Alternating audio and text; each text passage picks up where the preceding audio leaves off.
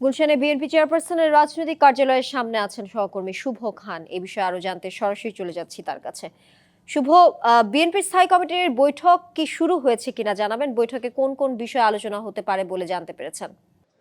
জি, আসলে বিকালেই কিন্তু বিএনপির ভারপ্রাপ্ত চেয়ারম্যান জনাব তারেক রহমান কিন্তু গুলশানের এই কার্যালয়ে উপস্থিত হয়েছেন এবং এরপরেই কিন্তু বিভিন্ন দেশের পাকিস্তান, জার্মান, সন্ধ্যার পরে অস্ট্রেলিয়ার রাষ্ট্রদূতদের সাথে যে রাজনৈতিক বৈঠক, সেই রাজনৈতিক বৈঠক করেছেন।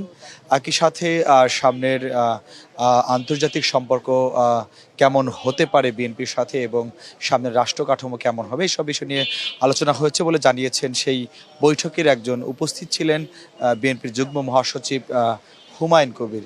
সর্বশেষে আরেকটি বিষয়, যে আপনারা জানেন যে আজকে ৯টার পরে কিন্তু বিএনপির স্থায়ী কমিটির সদস্যদের সাথে যে একটি বৈঠক হওয়ার কথা। নতুন এবং ফিরে আসা গ্রাহকদের জন্য নগদে চলছে ক্যাশব্যাক সহ প্রতিদিন হাজারো উপহার জেতার সুযোগ। হবে আশা আর ফেরা, সারপ্রাইজ সেরা। সেই বৈঠকটি কিন্তু আসলে কিছুক্ষণের মধ্যেই শুরু হয়েছে এবং সেই বৈঠকে কিন্তু আপনারা জানেন যে আসলে তারেক রহমানের যে ভারপ্রাপ্ত চেয়ারম্যান রয়েছে, সেই ভারপ্রাপ্ত থেকে কিন্তু তিনি ভারমুক্ত হবেন, এমন একটি কথা কিন্তু আসলে আমরা শুনতে পাচ্ছি যে তাকে দলের চেয়ারম্যান করা হবে বিএনপির। সে বিষয় নিয়েও জরুরি যে বৈঠক, সেই বৈঠকে কিন্তু বিএনপির স্থায়ী কমিটির সদস্য অনেকেই যোগ দিয়েছেন ইতিমধ্যে। মির্জা ফখরুল ইসলাম আলমগীর এবং স্থায়ী কমিটির সদস্য মির্জা আব্বাস এবং আমির মাহমুদ খসরু চৌধুরী এবং একই সাথে অনেক সিনিয়র নেতৃবৃন্দ কিন্তু ইতিমধ্যে উপস্থিত হয়েছেন এবং বেশ কিছুক্ষণ পরপরই কিন্তু বিএনপির যারা নেতৃবৃন্দ রয়েছেন তারা কিন্তু জটলা বেঁধে বেঁধে এই গুলশানের যে কার্যালয়, সেখানে কিন্তু আসলে যুক্ত হচ্ছেন।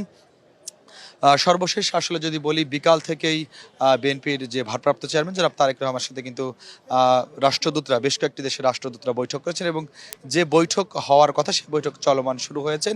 এই বৈঠক থেকে কিন্তু আসলে তারেক রহমানের যে ভারপ্রাপ্ত চেয়ারম্যান রয়েছে সেটি কিন্তু আসলে মুছে যেতে পারে। দলের বিএনপির চেয়ারম্যানের যে একটি ঘোষণা, সেটি কিন্তু আসতে পারে এই বৈঠক থেকে, এমনটি কিন্তু আসলে জানানো হয়েছে।